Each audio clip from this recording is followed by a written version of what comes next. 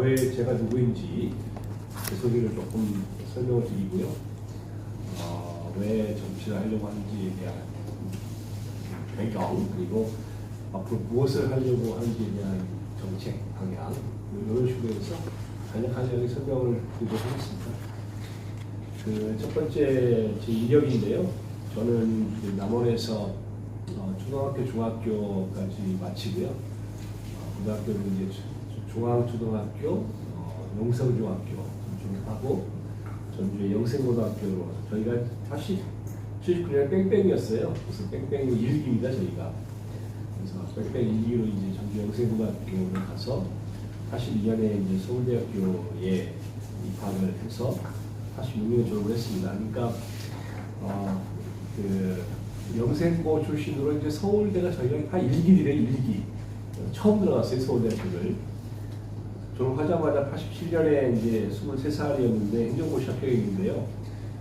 고등학교 따지면 영생고등학교에서 행정고시도 1기입니다. 무슨 말씀인지 아실 것 같은데요. 모든 걸 다 처음 이렇게 했던 그런 이력이고요. 그 사이에 86년에 졸업하자마자 행정고시를 봐서 바로 통과를 하려고 했는데 행정고시는 1차, 2차를 보는데요. 2차가 떨어졌어요.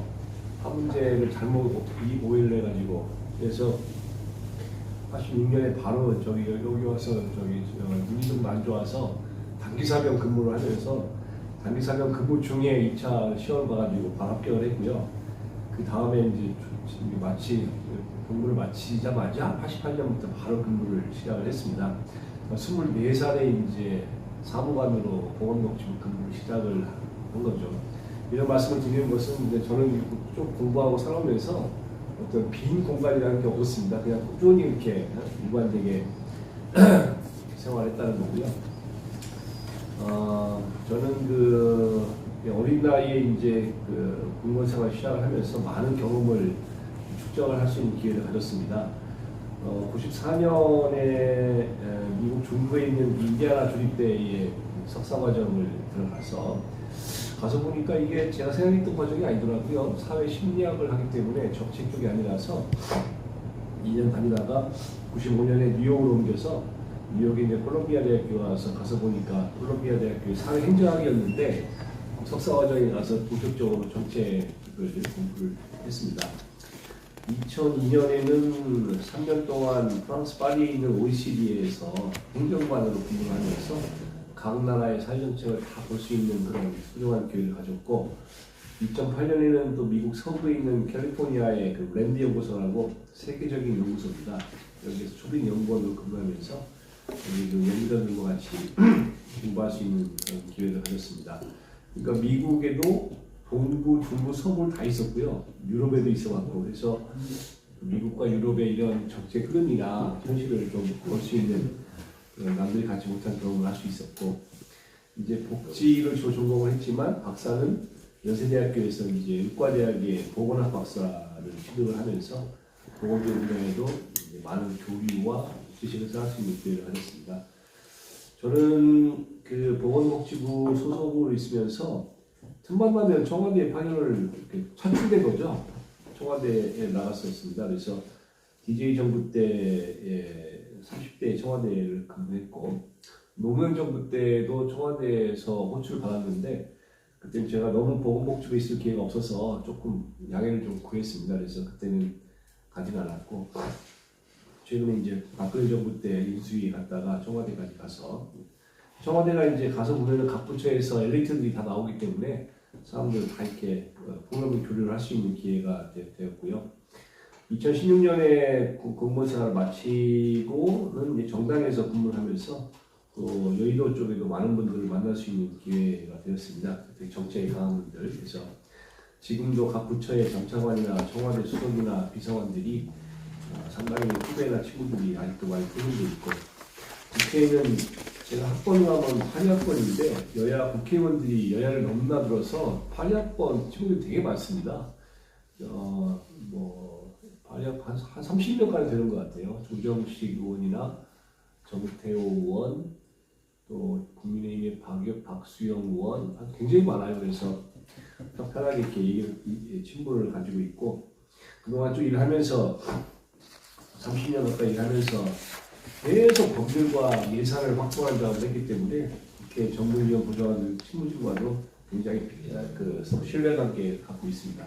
저는 사람은 되게 그 사람에 대해서 부드러운데요. 일을 되게 철두철미하게 하는 편입니다. 그래서 원칙과 가치, 비전에 입각해서 원칙을 준수하는 일들만 합니다. 노인 장유양보험, 간호간병 종합서비스, 산업발달기자 이렇게 제가 만들 때는 되게 힘들게 만드는데요. 한번 만들어 오면 그 부작용이 나거나 나중에 잘못됐다는 얘기 듣는 적 제가 한 번도 없었습니다. 그러한 저의 이력의 좀 특이점들을 경험해서 말씀을 드립니다. 다음 쪽에 보시면 저의 참여하는 역량을 몇 가지 좀 요약을 했는데요. 저는 정책 전문가입니다. 지금까지 우리 지역에 많은 지도자들이 계셨지만 사실 정책 전문가는 없었습니다. 정치라는 것을 하는 이유가 정책을 만들고 집행하면서 지역의 발전을 위해서 좋은 정책을 하는 것이 정치를 하는 이유가 되어야 된다 생각합니다. 김대중 대통령님은 정치를 하는 이유가 좋은 정치를 하기 위해서 하는 거다. 좋은 정치를 하지 못할 바에는 안 하는 게 낫다. 이렇게 늘 말씀하시는 걸 가까이에서 들었었습니다. 여기서 말하는 좋은 정치라는 것은 좋은 정책으로 국민들을 잘 살게 해주고 지역을 잘 살게 해주고 어려운 사람을 일으켜주는 것 이것이 좋은 정치가 아닐까 생각합니다. 제가 저를 평가하면 저는 충신보다는 양심 쪽에 가까운 것 같습니다. 정관 정의에 보면 충신은 죽어서 역사 이름을 남기는 일이지만 양신은 살아서 당대 사회를 바꾸는 사람이다. 이렇게 정관정의의 위징이 하는 얘기입니다. 위징은 자기는 양시로서 써주십시오 이렇게 건의드리는 그런 말씀인데요. 저는 그 공무원 생활하면서 무슨 남들같이 과장, 국장 이런 걸 한 게 아니고 거의 단장을 했었습니다. 단장. 왜냐하면 새로운 일을 했기 때문에 직책이 저는 거의 없었어요. 그러니까 되게 제 소개를 국장이라고 하는데 저 사실은 단장으로 제 소개해 주시는 게 저는 오히려 더 익숙합니다. 그래서 계속 무슨 자활 지원 단장, 사회서비스 혁신 단장, 사회정책 선지자 기획 단장 이런 식으로 새로운 일들을 계속 해왔던 그런 경험을 가지고 있습니다. 국민의 정부 시절 정부에서 처음으로 생산적 복지 국정 운영을 DJ께서 제시해 주셨는데요. 이게 우리나라 복지의 출발점이었거든요. 그런 능력이 있든 없든 모든 국민에게 최소한의 인간다운 생활을 보장하는 기초생활 보장 제도, 또 일할 능력이 있는 빈곤층에게는 일자리를 제공해주는 공공 일자리를 제공해주는 자활지원 제도, 다 그 당시에 만들어져서 복지가 현대화되는 그런 출발점이 되었고요. 노무현 정부 때는 사회 투자 정책이라고 이렇게 국정 이용을 했는데 아동발달 계좌라고 해서 아동들에게 후원자가 돈을 주면은 나머지는 정부가 매칭해주는 그 당시만은 굉장히 새로운 제도였습니다. 생애 전환기 건강검진 아마 우리 기자님들 다 봐주셨을 텐데 생애 건강이 한순간 쉽게 전환되는 시점이 있습니다. 40대, 60대 이렇게 해서 그 전환기에는 모든 국민들이 검진을 받게 하자 이런 거, 또 어려운 사람들에게 사회 서비스를 보편적으로 제공해야 됩니다. 이런 것들이 다 제가 직접 기한을 해서 만들었던 제도들이고 노무현 정부 때 사회투자 정책으로 해서 전 정부가 다 사회투자로 가야 된다 이렇게 국정 기조가 정해졌던 그런 경험이 있었고요. 개별 집을 지을 때 미장이나 벽돌이나 개별적인 기능을 하신 분도 계시지만 저는 개별적인 그런 기능보다는 종합적인 설계자 역할을 많이 해왔습니다.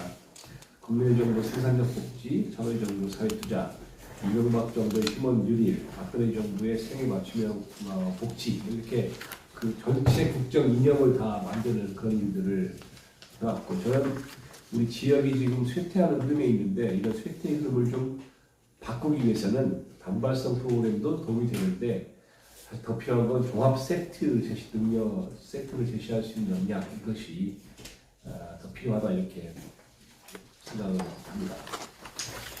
그 다음 쪽에 고향에 대해서 한결같은 그런 지원과 역할을 해왔는데요. 그래서 남원에 이제 교육이나 복지시설의 지원을 쭉 했었습니다. 좀 지난 얘기긴 하지만 중앙초등학교에 오케스트라를 기존에 해서 오케스트라 단을 그때 만들었었는데 그 당시에는 상당히 활성화돼서 뭐 외국도 가고 했었는데 지금은 이제 아마 아이들이 줄어서 어떨지 모르겠습니다. 장애인협회의 컴퓨터를 현대에서 받아서 기증을 해준 적이 있었고 산동 지화동 센터의 삼성과 연결해서 전면적으로 리모델링을 해주고 또 차량도 지원했던 경험이 있습니다. 원불교에는 다문화 아이들의 국가 오케스트라단을 해서 아이들이 우리 문화에 좀 접할 수 있게 해줬는데요. 아직까지도 이건 운영이 되고 있는 것으로 알고 있고요. 학생들에게 장학금 사업 계속 연계해서 지원을 했었습니다. 남원여고가 그때 성원고등학교는 기숙사가 있는데 남원여고가 기숙사가 없다 그래서 그 당시에 그 부영건설의 얘기를 직접 해서 기숙사 건립 지원 약속을 이제 직접 이중근 회장님께 받았었습니다. 그 후에는 이제 교육부가 해준다고 해서 부영하진 않았지만 그때 그걸 할 수 있는 단초를 제가 제시한 적이 있었고요.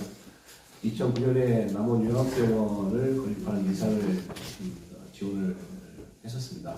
제가 노인국장 시절이었는데 이게 요양병원 지을 예산이 많지 않아서 전라북도에 남원에 신청이 와서 남원에 지원하려고 했는데 당시 이제 고창 지역의 김춘진 의원이 그걸 알고 고창 지역으로 해달라 이렇게 강하게 말씀을 하셔서 고민 끝에 예산을 반으로 쪼개서 대신 쪼갠 대신 기간을 2배로 늘려가지고 1년에 질 걸 2년에 짓자. 어차피 설계할 때 시간이 들어가니까 이렇게 제가 꾀를 내서 지금 남원과 고창에 도립요양병원 건립을 한 적이 있고요. 15년가량이 지난 지금도 도립요양병원은 전라북도에는 남원과 고창 그것만 있고 그 이후에 지은 것은 없더라고요. 여기가 180배 정도 되는데 생각하면 지금 뭐 거의 10,000명 가까운 어르신들이 여기서 수발 지원을 받았을 것으로 짐작을 하고요.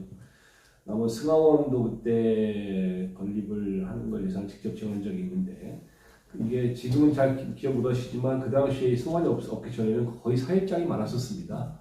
화장장이 없어서 그 문제를 이것도 아마 제가 노인국장 할 때 얘기 같은데 최근에 이제 순창 임실이 공동 화장장 사용 협약을 맺었는데 한 10년까지 10년 동안은 계속 순창과 임실에만 가면 거기는 화장장이 없어서 굉장히 불편한 얘기를 많이 들었었습니다.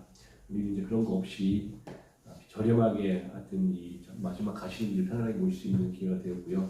13개 면의 보건실에서 전부 현대화 작업 기능보강 사업을 다 했었고 그런 기억을 못했었는데 그 남원의 화장품 단지 조성 사업 최초의 설립 예산도 제가 지원을 했다고 하더라고요. 나중에 생각하니까. 그래서 예산이 좀 늦게 들어왔고 처음에 남원에 무슨 화장품 사업이라고 해서 안 해줬었는데 우리 고양이가 좀 특별히 해주자고 해서 나중에 예산을 지원했던 기억이 납니다.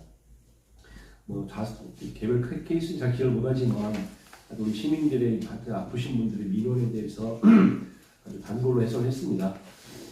뭐 지금도 기억나는 게 우리 시청 직원이 뇌 쪽이나 심혈관 쪽이 좀 어려운데 급성 이게 시간이 짧기 때문에요. 뇌경색, 뇌출혈 환자들 적시에 수술받을 수 있게 부탁을 많이 이렇게 좀 특별하게 해달라고 했었고 어떤 분들은 수술비가 너무 많이 나와서 좀 이렇게 좀 병원에 있는 프로그램을 써서 맞춰서 수술을 받도록 하고 제가 잘 몰랐던 분들이 가끔 만나면 이렇게 그 당시에 그렇게 해서 뭐 어려운 걸 목숨을 던졌다 이렇게 말씀하시는 분들만 볼 수 있었습니다.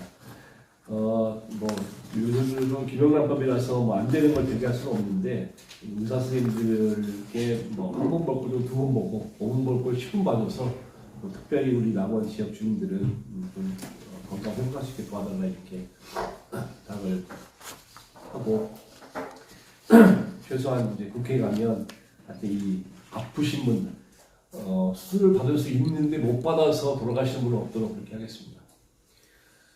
다음 쪽에 뭐 정치를 하는 이유는 이제 공무원을 해보니까 여러 가지 이렇게 좋은 일을 할 수 있지만 어느 순간에 공무원들의 역할이 많이 줄었습니다. 그래서 세상을 바꾸고 싶은 것이 이제 행정가들의 힘으로는 어렵겠다라는 생각을 했습니다. 그래서 정치의 힘으로 특히 세종시가 건립되는 걸 보면서 저렇게 새로운 도시를 건립하고 세상을 바꾸는 건 역시 정치의 힘으로 해야 되겠구나 이렇게 생각을 해서 정치의 힘으로 세상을 바꾸고 싶어서 정치를 하게 되었습니다.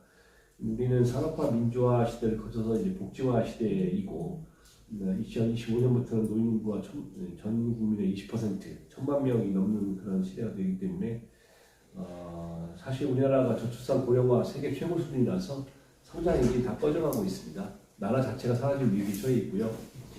남원이 1년에 1,000명씩이 줄고 있는데 그 속도를 생각하면 2090년? 2090년이 되면 인구가 한 명도 없습니다. 인구도 하나도 없는 그런 도시에서 무슨 정치가 무슨 의미가 있고 행정이 무슨 의미가 있겠습니까? 그래서 이 문제, 저출산 고령화 문제를 해결해야 되고 우리가 사회적 신뢰, 인류의 희망 이런 것을 결정할 수 있는 것은 정치가 해야 되겠다 이렇게 생각하고요. 특히 이제 국가적인 난제인 저출산 고령화 문제, 또이 수도권과 비수도권의 불균형 문제, 미래 세대의 문제 이런 것들이 정치가 꼭 해결해야 되는 당면한 아젠다다 이렇게 생각을 합니다. 지금 새로운 정치 이상 꼭 보여드리겠는데요. 이 복지하는 분이 서민의 삶을 챙길 수 있는 전문가는 복지 전문가입니다. 그런데 정치권에 보면 법률하시는 분들이나 경제 전문가는 많은데 사실상 사회정책 복지하시는 분은 없습니다. 그래서 저는 사회복지를 전공을 학부 때 하면서 항상 이게 강조하는 게 클라이언트를 잘 경청해라 그런 거거든요. 저는 경청 전문가입니다. 그래서 제가 원하는 일을 하는 것이 아니라 국민들이 원하는 일을 경청하고 소통하고 찾아서 소통하고 해결책을 제시하면서 일을 하도록 하겠습니다. 그 뒤에는 이제 공약인데요. 그 뒤에 별도로 드리는 진실 공약이라고 되어 있습니다. 오늘은 이제 이 공약의 초안인데 하고 싶은 정책인데 이거를 우리 기자님들께 간략하게 설명을 드리고 또 말씀을 주시면 보완해서 최종 공약으로 완성하도록 말씀을 듣는 기회를 삼도록 하겠습니다. 우리 지역에만 해당되는 아니지만 대한민국 2022년에 0.78이라고 하는 세계 최고 낮은 수준의 저출산 문제, 아까 말씀드렸지만 나라가 사라지는데 무슨 정치나 행정이 필요하겠습니까? 그래서 이게 저출산 예산에 1년에 50조씩을 쓰고 있거든요. 그런데도 출산 문제가 해결이 안 되고 아이를 낳아야 되는 엄마 아빠들이 아이를 낳아서 잘 키우고 애들이 행복하겠다는 신념을 확실히 못 가지기 때문에 애를 안 낳는 거거든요. 지금 그 많은 예산을 투입하고 있는데 전부 사실은 그 옆에 지원하고 있는 무슨 센터 이런 데 주는 거지 엄마 아빠한테 주는 게 거의 없습니다. 그래서 획기적으로 바꿔야 된다 이렇게 생각을 하고 있고요.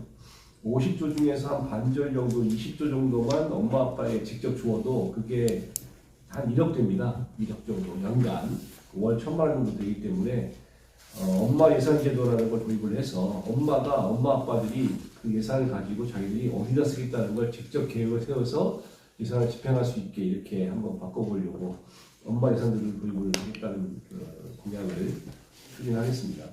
사실은 우리 영국이나 이런 데는 지금 개인 예산제도라고 해서 이렇게 당사자한테 직접 예산을 주는, 당사자가 예산을 편성하는 그런 방식을 이미 운영하고 있고요. 물론 당사자가 나는 힘들어서 못해서 못하겠다 그러면 이제 원래대로 같이 병행을 하는 겁니다. 무조건 주는 건 아니고 정부는 이제 그분들이 예산을 편성하면 잘 했는지 이렇게 도와드리는 그런 역할을 맡기고 있고 이게 최신의 흐름인데 조금만 더 말씀드리면 우리가 기본소득이라는 주장들 많이 하시는데 이런 단계를 거쳐서 기본소득으로 나가야 되는 겁니다. 이런 단계 없이 바로 기본소득으로 가는 것은 조금 앞서 나가는 거다 저는 그렇게 생각합니다. 말은 쉽지만 실제로 이런 제도를 만들어서 되게 어렵습니다. 그래서 저 같은 사람이 가서 법을 만들고 해야지 가능한 그런 제도이겠다 이렇게 생각합니다. 엄마 아빠 예산을 도입해서 출산 가정에 월 1,000만 원씩의 예산을 직접 쓸 수 있게 지원하겠습니다. 두 번째는 이건 조금 스케일을 보면 작은 제도이지만 중요한 제도인데요. 우리나라가 해외 입양 제로 프로젝트 같이 회의 인식시키고라는 것을 꼭 해보고 싶은데 우리 지역에 아동 발달 지원 재단을 만들겠다는 겁니다.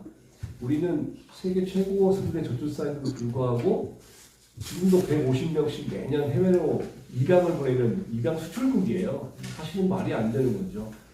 그래서 외국으로 보내지 말라고 하는 것이 국제적인 조약이고 누구나 다 그렇게 인정하고 있고 하는 겁니다.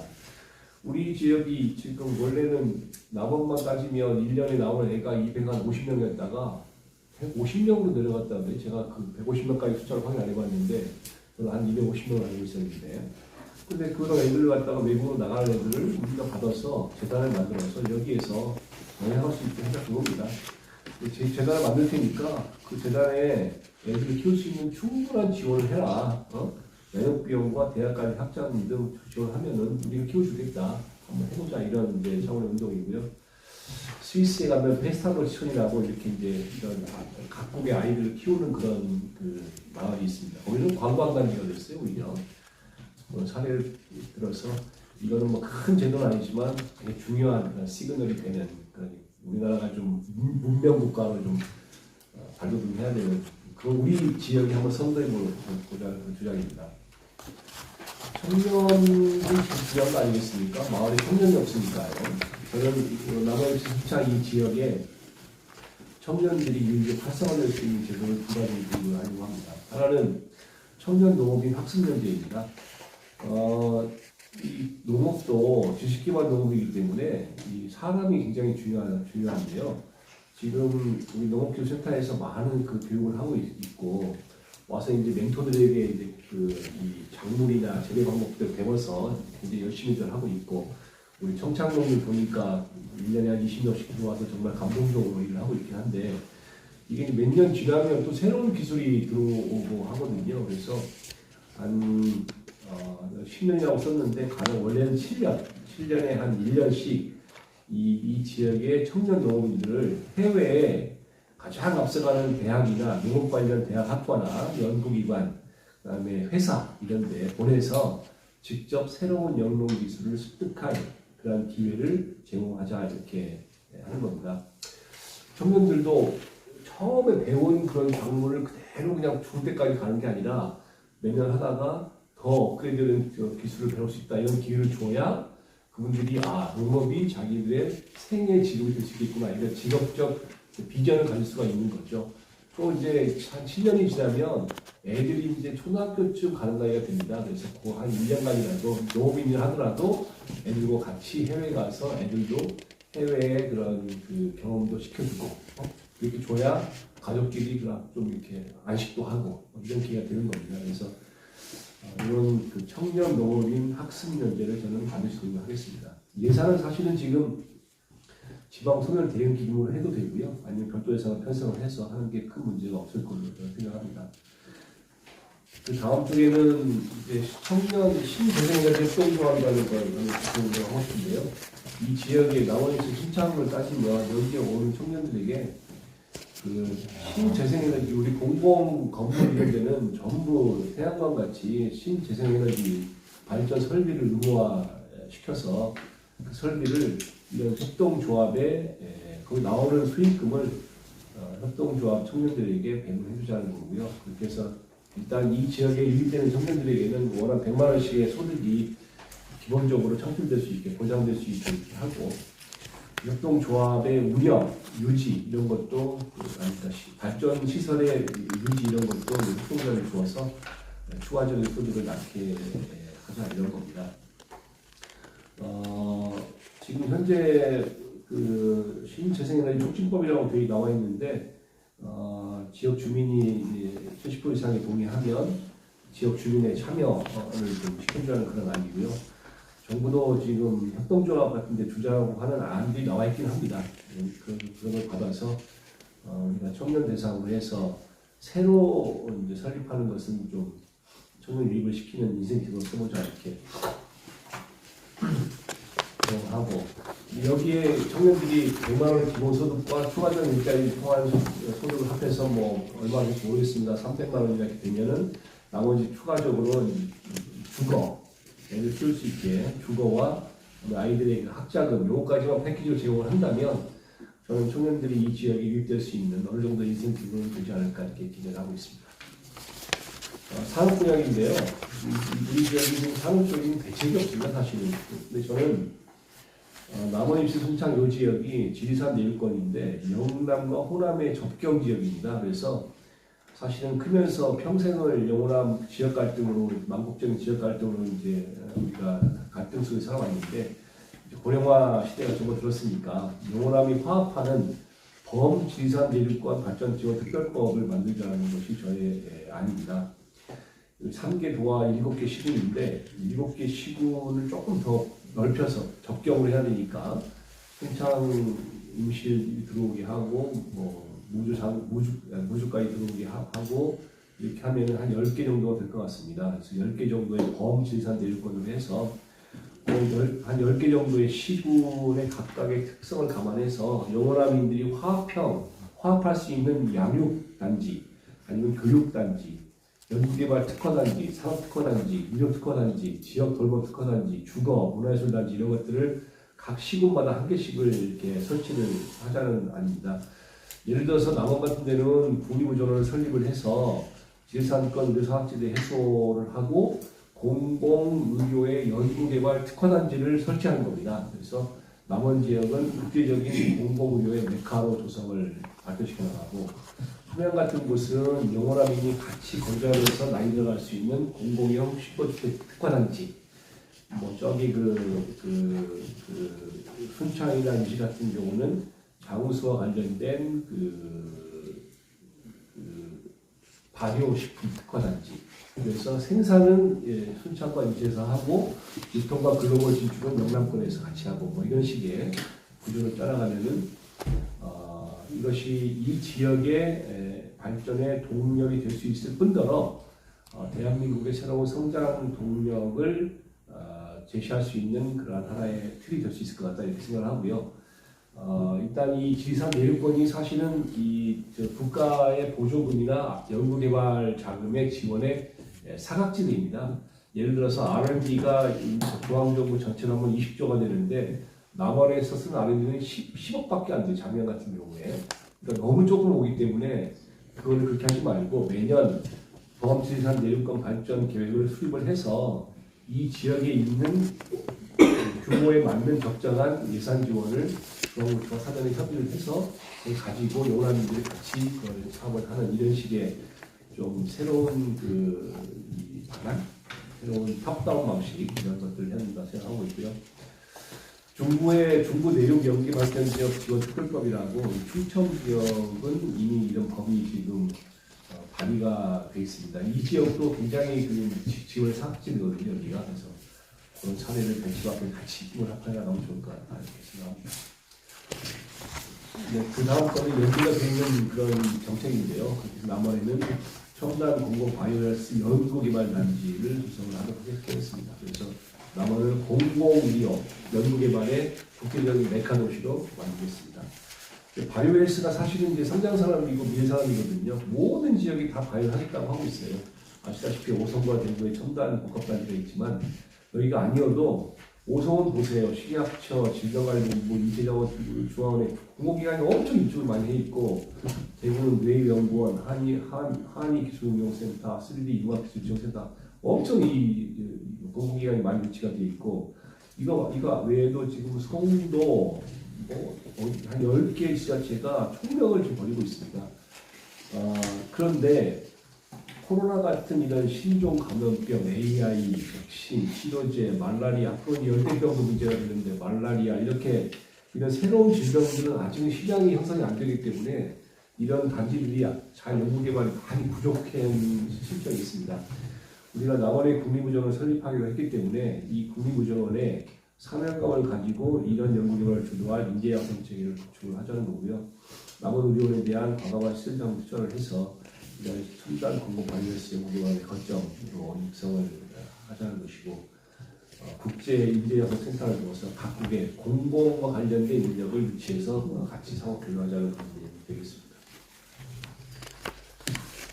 이렇게 하려면 남원 국립의료원이 반드시 설립이 돼야 되겠죠. 이번 국회에 반드시 설립이 돼야 되고 지금 아직도 초기에 올라가 있는데 지금 논의를 안 하고 있는데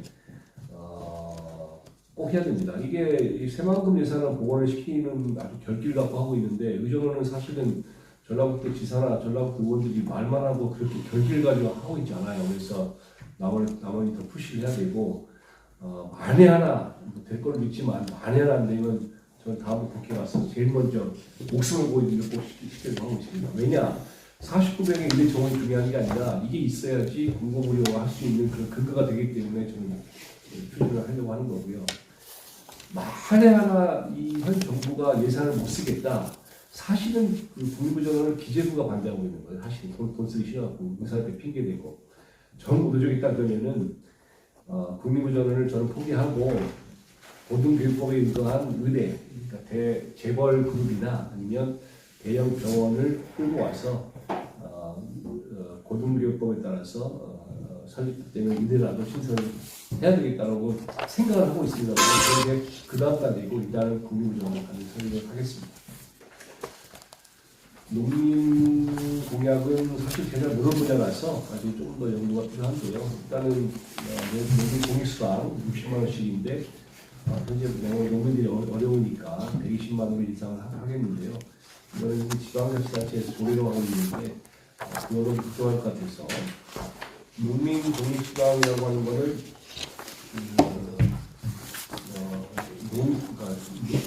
농업수당하고 다른 거거든요. 농촌에 사는 것이 사실은 가치 있는 거다라는 근거가 되기 때문에 우리 사회 숟가락성을 위해서 국고 지원을 하는 방안을 강구해야 되겠다 이렇게 생각하고 있습니다. 어르신 공약은 사실 제 전공인데요. 일단 마을 단위의 통합교통체계 구축이 중요한 것 같습니다. 그러니까 어르신들이 사시는 곳에서 편안하게 사시기에 이제 하는 시스템이 되어야 되는데 제가 다녀보니까 몇 단위 마을은 주민들이 지금 대부분 사실은 75세, 80세가 거의 다 되셨어요. 그래서 앞으로 한 5년이나 10년만 지나면 85세, 90세 가까이 되기 때문에 지금같이 동네단에서 이렇게 일상생활 하시는 것이 어려운 상황이 금방 옵니다. 그런데 시설들은 대개 지금 여기 읍이나 시 이런 데 있기 때문에 그분들이 다 마을 떠나서 시설에 입소를 해야 되는 그런 상황이 발생할 것 같습니다. 그래서 앞으로 그 시골 단위를 하더라도 마을의 빈집이나 마을 회관을 개보수해서 마을형 공동생활가정이라고 새로운 그런 요양시설 유형을 만들어서요. 거기에서 케어를 받으시면서 그 지역에 살 수 있게 하는 그러한 시스템을 도입을 하겠습니다. 그래서 지금은 가족 요양보호사라고 해서 가족이 가족을 보호할 때만 요양보호사를 인정해 주는데 마을 주민들이 요양보호할 때도 마을 요양보호사를 인정해 주고 차별화된 수가를 제공해 주면 어느 정도 그 지역에서 라인을 하시는 게 가능하지 않겠나. 이번에는 이러한 유형이 꽤 있습니다. 또 하나는 마지막인데 고령 친화, 남원시 부산을 대한민국에서 가장 모범적인 고령 친화 도시로 만들겠습니다. 그래서 고령 친화 미래복지 특구로 설치를 해서 이 지역이 특구청을 두고 국고와 지방비를 합해가지고 마을 나머지 순창 이 지역에 도시계획을 같이 하고 어르신들이 살기 좋은 그 유니버설 디자인도 하고 예산도 유연성 높이고 하는 그러한 도시로 만드는 것을 하기 위해서 제가 국회가 법을 만들어야 됩니다. 법과 시스템 만들어야 되기 때문에 그것이 제가 꼭 하고 싶은 그런 일 하나가 되겠습니다. 그 뒤에는 이제 각 지역에 맞춤형 공약인데 이것은 이제 지역의 단체장들이 많이 제시하고 있기 때문에 추가적으로 구체화해서 제시하도록 하겠습니다. 3회 일반단지 이거 기업이 다 들어와서 참 공개 딱하고 투자한 게 너무 오래되어서 이것도 좀 현재 추세에 맞게 좀 확대를 변해야 될 것 같고 관광도 지금 왔다 다 가버리는 체류형이 안 되기 때문에 이런 거 좀 보강해야 되겠고요. 임신 순창은 장류나 임신 TB 같은 거 그런 좀 정부가 지원하는 이런 일들을 하겠습니다. 오늘 제 생각인데 여기에 대해서 내용들 제일 잘하시니까요. 혹시 좋은 의견 주시면 소화를 반영하고 저한테 한번 마음 먹으면 꼭 합니다. 그래서 여기 있는 것들이 정말 빌공짜가 아니라 제가 국회는 안 해도 사실은 해왔던 일들인데 국회에 되면은 여야 간의 협조를 잘 얻어서 이 지역에 정말 이 차별화되는 그러한 눈에 확 가시적인 그러한 변화가 있을 수 있게 최선을 다하겠습니다. 이상으로 제 소개와 저희 정책에 대해서 공부와 설명 마치겠습니다.